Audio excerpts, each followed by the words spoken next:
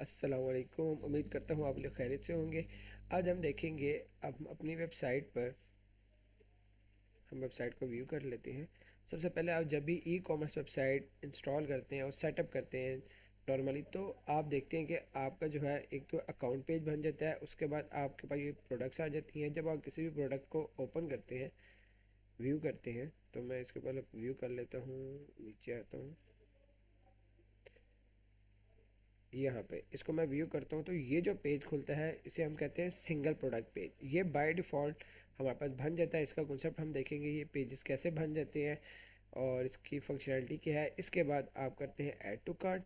Add to cart करने के बाद आपके पास ये कार्ट पेज जिसे हम खिलाते हैं, ये हमारे पास होता है कार्ट पेज। ये कार्ट पेज आपका बन जाता है। इसके बाद आप करते हैं प्रोसीड टू चेकआउट।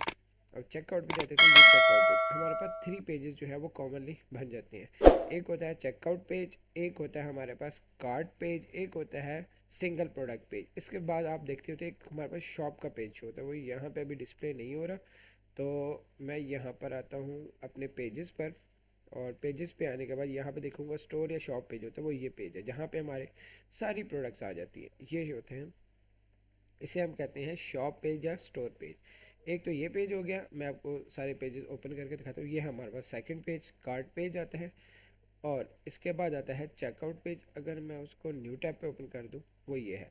एक हमारे पास और पेज है, उसे हम खिलाते हैं सिंगल प्रोडक्ट पेज। जैसे मैंने अभी ओपन किया था, मैं इसको अगेन ओपन कर देता हूँ। इनका कॉन्सेप्ट आपको देता हूँ। जब भी आप वो कॉमर्स में काम करेंगे तो ये प्रोडक्ट आप ये पेजेस जो हैं, ये पेजेस जो है आपके बाई डिफ़ॉल्ट बन जाएंगे। तो इनका कॉन्सेप्ट क्या होता है, ये है, इसे हम खिलाते हैं सिंगल प्रोडक्ट पे। या ये नाम आपने याद रखें ताकि आपका कॉन्सेप्ट क्लियर। ये है सिंगल प्रोडक्ट, जहाँ एक प्रोडक्ट की सिर्फ डिटेल शो होती है। ठीक है। इसके बाद ये जो है ये होता है शॉप पेज या स्टोर पेज कहलाता है। और ये बाय डिफ़ॉल्ट जिसमें हमारे पास ऑल प्रोडक्ट्स आती हैं, ये सारी चीज फीचर्स इसमें आ जाते हैं। इसके बाद हमारे पास कार्ड पेज होता है, जिसमें हमारे पास कार्ड में फाइनल चीज़ देखते हैं और यहाँ पे हम पेमेंट करते हैं।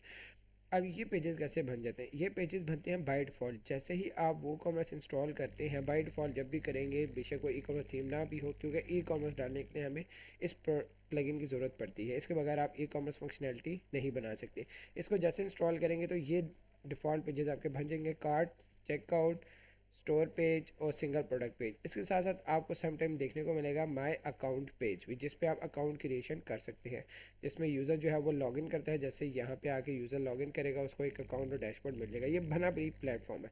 ये कैसे बनते हैं, तो आपने आना है यहाँ पर न्यू टैब पर, यहाँ पर सर्च करना है वो कॉमर्स शॉर्ट कोड्स। ये वो कोड्स है जो आपको बिल्डिंग इस थीम के साथ मिल जाते हैं, और आप जो है इन्हीं कोड को यूज़ करके, अभी हम देखेंगे इनको एडिट करके कि हम इसको एडिट कर सकते हैं या नहीं। ठीक है। अब यहाँ पे देखें, ये आ गया वो commerce cart page, checkout page, my account page, tracking page, product page, products, ये प्रोडक्ट्स आ गया। ठीक है, प्रोडक्ट कैटेगरीज। अब हम आ जाते हैं सबसे पहले इस पेज पे। देखें यहाँ पे एलिमेंटर का ऑप्शन ही हम एडिट कर सकते हैं। सिर्फ हमारे पास ऑप्शन आ रहा है कस्टमाइज़ करने का। इसका मतलब ये है हमारे पास प्रोडक्ट पेज, और ये यहाँ पे इस कोड के थ्रू डिस्प्ले हुआ है। बाय डिफ़ॉल्ट ऑलरेडी डिस्प्ले हो चुका है। इसके बाद कार्ड का जो पेज है वो ये है, हम इसको एडिट कर सकते हैं, ऑप्शन है। क्योंकि हमारे पास इसका ऑप्शन होता ही नहीं है कि हम इसको एडिट कर सकेंगे। बाय डिफ़ॉल्ट जैसे ही कोड पे थीम का डिज़ाइन हुआ था, ये बाय डिफ़ॉल्ट रहता है, आप इसको एडिट भी नहीं कर सकते। ठीक है। बहुत एडवांस फीचर में हम जाएंगे तो हम आने वाले लेक्चर्स में या आने वाली न्यू प्लेलिस्ट में देखेंगे हम इसको कस्टमाइज़ कैसे खुद से कर सकते हैं। ठीक है, वहाँ पर मैं आपको बताऊँगा। अभी आपने बेसिक कॉन्सेप्ट यही रखने के, हम बाय डिफ़ॉल्ट इसको ज़्यादा 90% इसी तरह ही चलाते हैं, क्योंकि जो थीम यूज़ करते हैं उसमें ऑलरेडी ये डिज़ाइन हुआ होता है बिल्ट इन कोड के साथ, तो हम इसको एज इट इज़ रखते हैं। अब ये कार्ड पेज आ गया जैसे ही मैंने ऑन किया, और मैं इसको पहले क्लिक करता हूँ यहाँ पर।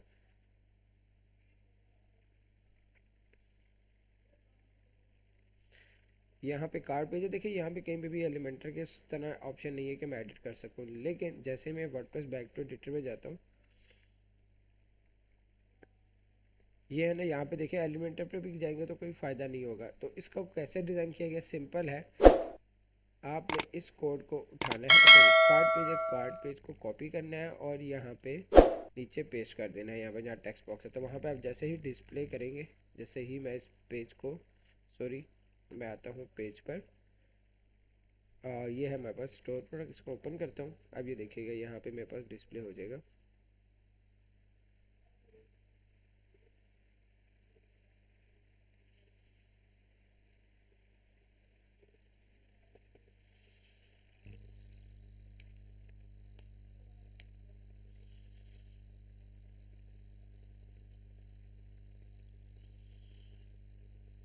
अब ये देखिए जैसे मैंने एलिमेंटर पे ओपन किया उससे का ये ओपन नहीं हो सकता।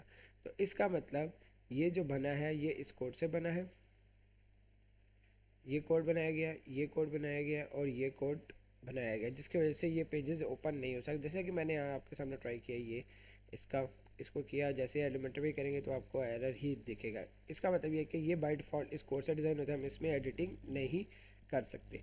बट मैंने वो कहा कि जब हम नई प्ले लिस्ट पाएंगे जिसमें हम एडवांस और कस्टमाइजेशन के थ्रू काम करेंगे तो हम इसमें देखें हम इसको कैसे एलिमेंटर के थ्रू भी डिज़ाइन कर सकते हैं। नॉर्मली हम लोग 90% इसी तरह ही चलाते हैं, ठीक है, क्योंकि इसमें बहुत सारी कोड वगैरह यूज़ होते हैं तो हमें कोडिंग की नॉलेज नहीं होती, इसलिए हम इसको यूज़ कर सकते हैं। ये कॉन्सेप्ट आपको क्लियर होना चाहिए। चेकआउट पेज, उसके बाद आपका जो है स्टोर पेज, उसके बाद हमारे पास आता है सिंगल प्रोडक्ट पेज और एक हमारे पास पेज है कार्ड पेज, जो बाय डिफ़ॉल्ट डिज़ाइन हुए होते हैं। और वो कोड्स कहाँ से मिलते हैं, वो यहाँ से। आप वो कम कोड लिखेंगे सारी उसकी कोड की लिस्ट आ जाएगी, ठीक है।